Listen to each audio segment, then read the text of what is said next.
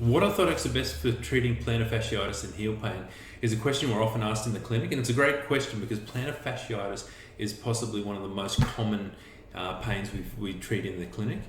And so treatment for plantar fasciitis is usually aimed at what's causing the problem. And that sounds very simple, but it can be a little bit more difficult to diagnose or find out what is actually causing the plantar fasciitis. So just briefly, plantar fasciitis is when we get inflammation in the ligament. So this is the left foot and this is the inside that runs from the heel to the toe. And when the arch flattens out or the foot rolls in, this ligament gets strained. And when we do that every day, 10,000 steps a day, eventually this ligament starts to break down and get little micro tears in it, and then it becomes inflamed. So when we're treating plantar fasciitis, there's a few things we need to look at. Things that will cause plantar fasciitis is anything that can cause the arch to collapse. So if we've got tight calf muscles, a flexible flat foot, shoes that let our feet roll in too much, shoes that are too worn, shoes that are the wrong fit, that are too narrow for our foot and let our foot spill out the inside. These are all things that can contribute to plantar fasciitis. So if we go about systematically treating those by, if you've got a foot that rolls in too far, we put you in a good shoe and support the arch, this will help to treat the plantar fasciitis. So the orthotics that are best to treat plantar fasciitis are usually a full-length arch supportive insole, like we've got one here that we often use in the clinic. So a full-length soft insert like this one, and you can see it's got this long, high medial arch support. And what that does, it helps to pack up the arch and stop that arch from collapsing, and it helps to take the tension off of the plantar fascia, to rest the plantar fascia, and then what happens is once it's rested, the body can go and heal it.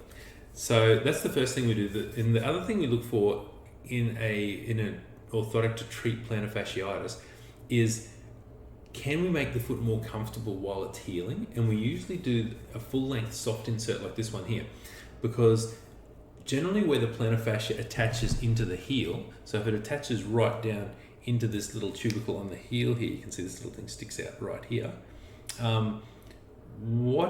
That usually gets quite painful because there's a lot of traction in that area in the heel. So what we do is we use an orthotic with this cushioned pour-on section and a really quite thick, so where it ramps up through the arch, it's really quite thick and soft. So this does two things. It helps to cushion the impact of the heel as it hits the ground and makes the heel a lot more comfortable. The other thing we look for is we've got this nice deep heel cup, and what this does, it helps to keep the foot's natural fatty pad beneath the heel, and then it further cushions where the plantar fascia attaches into the heel. Other things that help on this orthotic to make it nice and comfortable, it's got forefoot cushioning positions to just make the foot feel nice and comfortable when you're recovering from your plantar fasciitis. The problem we usually have with plantar fasciitis and heel pain and treating it with a full-length orthotic is this won't fit into every shoe. So generally what we say is use the biggest orthotic and the most controlling, the most cushioned orthotic you can fit into your shoe, and then you'll relieve your heel pain better, more quickly.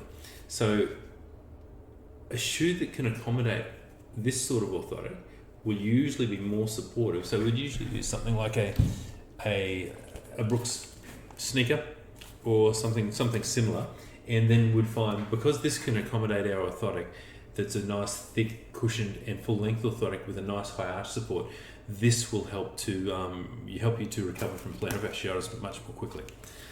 We also need to address all the other problems that can cause plantar fasciitis, not just the insole and the shoes. So we need to address your tight calf muscles. If you've got weak calf muscles, we need to stretch and strengthen those. And if you've got any other sort of problems that are mechanical, maybe you've had an inversion ankle sprain, that you've got a really stiff ankle and it doesn't function properly, we need to address this as well. I hope this has been helpful to you. If you've found any of this information helpful or interesting, can you please like and share it, and please send your questions through. Thanks. If you enjoyed this video, please like, comment and subscribe to our channel. It's very simple to do and it really does help us out.